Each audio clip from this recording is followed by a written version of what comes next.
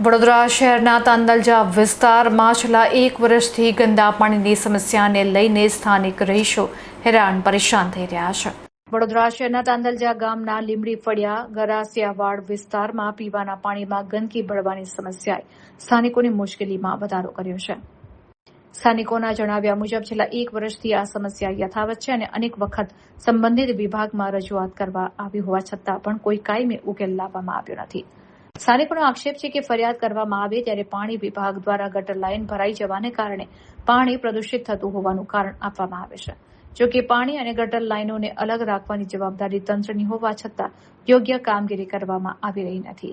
સ્થાનિકોના જણાવ્યા અનુસાર ગટર અને પાણીની લાઇનો ભેગી થઈ જતા ઘરમાં ગંદુ અને દુર્ગંધયુક્ત પાણી આવી રહ્યું છે, જેને કારણે ઝાડા ઉલટી, ચામડીના રોગો સહિત વિવિધ આરોગ્ય સમસ્યાઓમાં વધારો થતો હોવાનો આક્ષેપ કરવામાં આવ્યો છે।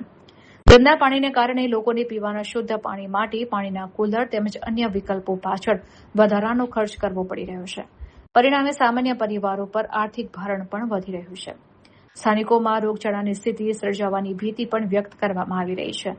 આ સમગ્ર મામલે સ્થાનિક આગેવાન અશફાક મલિકે તંત્રને 7 દિવસનું અલ્ટિમેટમ આપ્યું છે। તેમણે ચેતવણી આપી છે કે જો નિર્ધારિત સમયગાળામાં સમસ્યાનો ઉકેલ નહીં આવે તો સ્થાનિકોને સાથે રાખી ઉગ્ર આંદોલન કરવામાં આવશે। સાથે જ બેદરકારી દાખવનારા જવાબદાર અધિકારીઓ સામે કાર્યવાહી કરવાની માંગ પણ ઉઠાવવામાં આવી છે।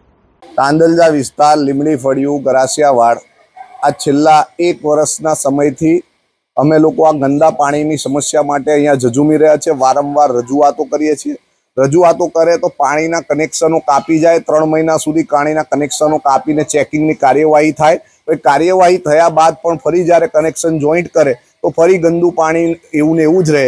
અને જ્યારે પણ નળ અહીંયા કોર્પોરેશનનું નળ અત્યારે તમે જોયું હશે કે પાણી ખોલવામાં આવે જ્યારે નળ એટલે એટલું સ્મેલિંગ મારતું પાણી આવે ને આવું પાણી કોર્પોરેશન દ્વારા લોકોને પીવા અને વાપરવા માટે આપવામાં આવે। આ પાણીથી નાહી પણ ના, હાથ પણ ના ધોઈ શકાય એવું પાણી આવે છે। એના કારણે ઘણા બધા લોકોને સ્કિન ડિસીઝ, ચામડીના રોગો થયા છે। ઝાડા ઉલટીના કેસો દિવસે દિવસે વધી રહ્યા છે અને તેમ છતાં ગંદા પાણીની આ સમસ્યાનું સમાધાન કરવામાં આવતું નથી। અમારી માંગ છે કે જો આ પાણીની સમસ્યાને દિન 8માં એ કરવામાં નહીં આવે તો અમે કોર્પોરેશનના અધિકારીઓને જઈને આ પાણી પીવડાવીશું।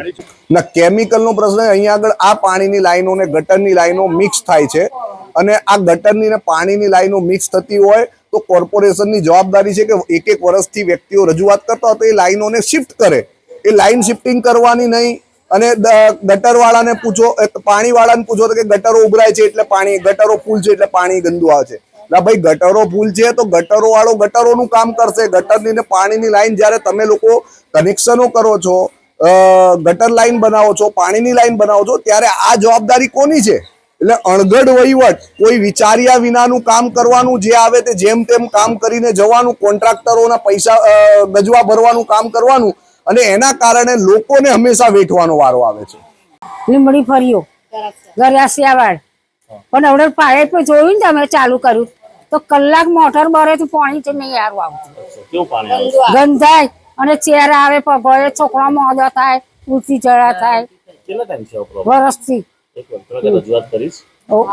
આ બધા આવે તો બટલાઈ નાહી જાય, જોઈ નાહી જાય।